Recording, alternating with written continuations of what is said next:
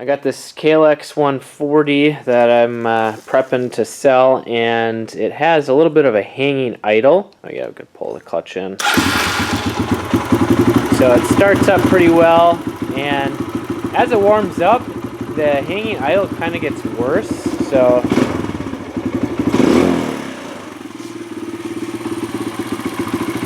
you can hear the engine when I let go of the throttle. The RPM, it kind of slowly settles back down. And it also has that sputter.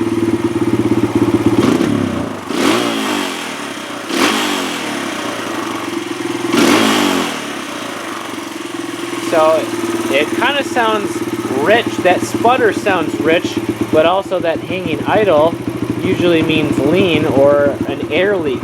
So the first thing that I'm going to do is check or adjust the jetting. I'm going to try adjusting the fuel screw, or I believe it's actually an air screw on this car. Most four-strokes have a fuel screw that adjusts how much fuel is getting in through the pilot jet circuit, but I believe that this one's an air. And these bikes typically come jetted lean from the factory, so they're pretty cold-blooded, hard to start, take a while to warm up. And if that doesn't fix it, then I'll probably move on to checking the valves, because if the valves are too tight, that can cause an air leak. If they're not closing all the way, that could cause that hanging idle. Or it could be a combination of the valves being too tight, causing it to be too lean, making it have that hanging idle, and then the air screw could be adjusted too rich, which is causing that sputter. But one thing at a time, so that we know what we're doing is making what effect on the bike. Since I don't know the history of it, now that the engine's cooled down, I think I'm just going to check the valve clearances so that I know for sure that they're good or that I need to adjust them. Ooh, that's pretty tight. So I just had to take the seat off, get the gas tank loose. That just takes a few minutes. I'm taking this cam cover off so that I can just make sure that the engine is at top dead center when I'm checking the valve clearances. Carefully prying all the way around it.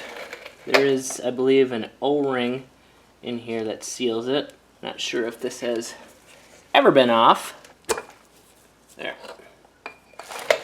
Alright, here's the cam sprocket, cam chain, and you can see here's the timing mark. So that should line up here when you have the crank turned over to top dead center. Now I'm just gonna take this cap off, as well as this one. So you turn it down here, and then the timing mark you see visually looking down this hole. This is just a plastic thread, so be careful with that when you're retightening it. Alright, so that's the flywheel. 12 millimeters, so we're just going to rotate that counterclockwise until, so this line should line up with that mark. So we went a little bit past, and to confirm that you're at top dead center, you got to be looking down here, and there will be a mark. I believe it's either a line or a T. So I'm just going to pop these covers off to get access to valve adjusters so I can check the clearance on them. This little 1/4-inch ratchet is nice for these tight spaces, otherwise I'd have to use just a standard wrench, which is kind of a pain. Alright, these got O-rings on them too. And a good way to know that the valves are closed, which you need them to be closed when you check the valve clearance, is it's kind of hard to see here, but you can feel the wiggle. That means there's some clearance there. You can do the same for both sides, and yep, I feel some wiggle there. I can grab my handy dandy feeler gauge, and service manual calls for the intake clearance to be 2 to 3 thousandths of an inch. So here's 2 thousandths, which is 0.05 millimeters. So we're just trying to get that to go in here, and yes, that definitely goes through there, which means it's not too tight. Now we're going to bump up to 3 thousandths, which is 0.08 millimeter. And this feels pretty snug. I'm trying to push it in and it's not really wanting to go in, so that's a good thing. That means it's more, the clearance is more than 2,000s but less than 3,000s. Perfect. Let's check the exhaust. All right, the manual calls for 4 to 6 thousandths clearance for the exhaust, which is more, which is pretty typical since the exhaust tends to get hotter and expands more. So I got a 4 thousandths feeler gauge here, and the 4 thousandths is going in, so that's good. It's not too tight. So let's jump up to the 6 thousandths, which is the high end of the clearance, and it's not really wanting to go in, so that's good. We're perfect. I'm not even going to check 5 thousandths because we know that we're already within spec. So I'm happy but a little upset that the valves aren't causing the problem of the air leak. So we're going to have to figure out what is causing that, whether there's something wrong with the intake or the carb, maybe even the air screw. But I am impressed that this KLX140 with unknown history, it didn't seem to be maintained well at all by the previous owner. It was basically a mouse nest in the air box, and the valves are perfectly within spec. I don't know if they ever adjusted them. Probably not, being that they didn't do the air filter. So that's just a testament to how reliable these KLX or pretty much any air-cooled 4-stroke dirt bike engine is when you do a little bit of maintenance, like changing oil. Now it's time to address the carb and intake. So here we got the air screw. So I'm going to count how many turns it's out. I forget what I set it at. So we got half. Looks like it was half a turn out, which means that that was about the richest setting it can be. I like to have it between 1 and 2 turns out. So either the pilot jet is too lean or this is missing the fuel or the O-ring on it, or it's cracked. So I'm going to pull this out if I can, make sure that the O-ring is still there. Yeah, these air screws on these KLXs are a pain because Kawasaki plugs them up. They put a plug in them, you gotta drill it out. I think the newer ones even have like glue or epoxy on them, so it's kind of a pain. And then the screw itself doesn't have a notch, it's a D-shaped, and I bought a special D-shaped screwdriver and it doesn't fit, so I had to file a notch in the screw just to be able to turn it. Yeah. Alright, I got the air screw out here, and this O-ring looks to be fine. I don't see any cracks. It's definitely there, and there is some junk there, so I don't know if that's causing air to leak by, so we'll clean that off and put it back in and see what happens. And here's the spring. Spring looks fine. Got the air screw back in there. Was at half turned out. I'm going to try it at 1 turn out, see if it's better or worse. I'm going to fire it up, and then once it warms up a little bit, I'm going to try spraying some brake clean around here just to see if there's any air leak. Because if you spray something flammable around here while the engine is idling and the idle changes, that means that there's an air leak. So it's usually like the intake manifold, maybe the carb clamps are too loose, or maybe it's even this right here. This boot is ripped and there's some air leaking in there. We'll find out. So that fired up pretty easily with the choke, better than it did yesterday. So I'm going to turn the choke off now. It seems to be running a little bit richer.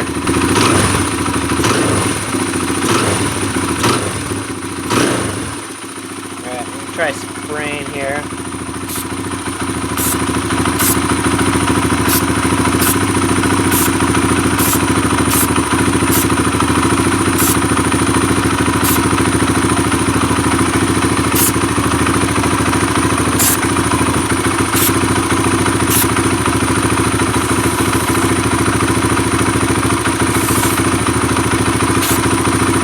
Well, I just tried spraying all around the carb and the intake manifold, as well as the exhaust, because sometimes the head pipe, if there's no gasket there, or if there's something wrong with the gasket, That can cause an air leak.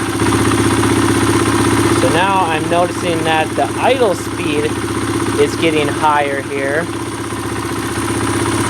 So let's try turning this idle speed down a hair.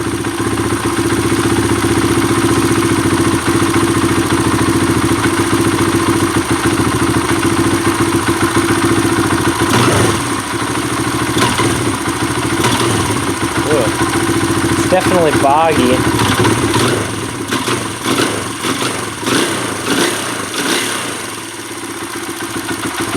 Let's try going half a turn back in with the air screw. See if it cleans up that bog.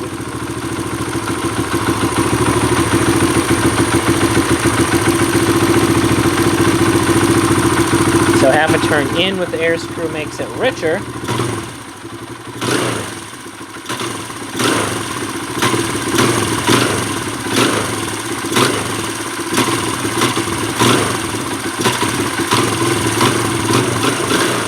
So it's still boggy, maybe a tiny bit better. That means that the pilot jet is definitely too small. We need to go up on the pilot jet, which is pretty typical on this KLX140. And unfortunately, I'm not sure if I have the correct pilot jet. Oh, I think we ran out of fuel here. So it is a key and carb.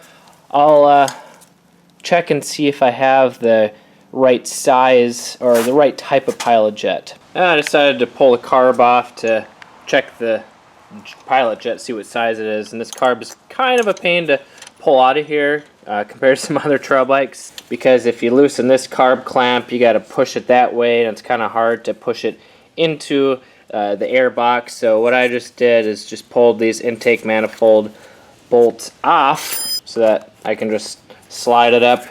I already loosened this carb clamp, so it should just, ooh, don't want this gas tank to fall. I'll just pull the gas line off. The carb should slide right out of this airbox boot. Keyword should. There we go. Pilot jet's in here, and before I remove the float bowl, I'm just going to open up this drain screw just to make sure there's no fuel in here. Yeah, there's still a little bit of fuel. And we'll close that back up so when we do add fuel again, it doesn't come pouring out. Now I'm going to break these screws loose. Bowl should pop right off. Yep, there we go. That looks pretty clean. Got the main jet right here, pilot jet right here. Make sure you get the proper size screwdriver, because if it's too small it's going to be easy to strip or round off the head, and it'll make it really hard to remove and install again. Trying to get this to focus. 38, you can see the genuine key and stamping there. 38, I believe that's stock, and we want to go up to a 40 to make it a richer. And unfortunately, no dealers around here have a 40. Not sure why. It's like no one changes jets. The nearest one's like 377 miles away. So I think I have a 45. Otherwise, I could try enlarging this, which I never have done before. I don't recommend it, but when you're in a pinch and need to do it, it can work. Pilot jet looked like it had maybe a tiny bit of crud on it, so I threw it in my handy dandy ultrasonic cleaner.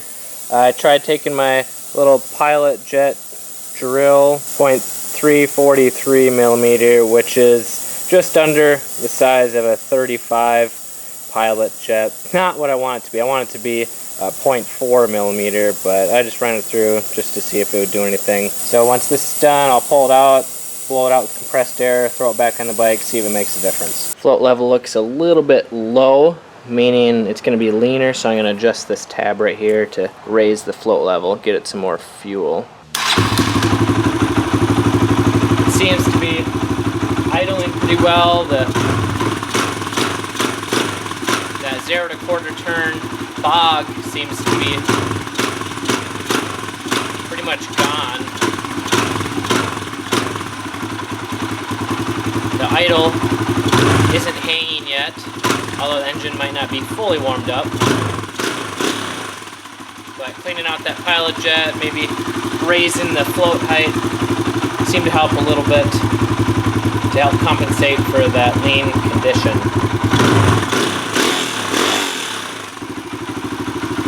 Now the idle just went up a little bit. Starting to settle back down, so it's still a little bit lean. It needs a richer pilot jet, but I think it's running a little bit better now.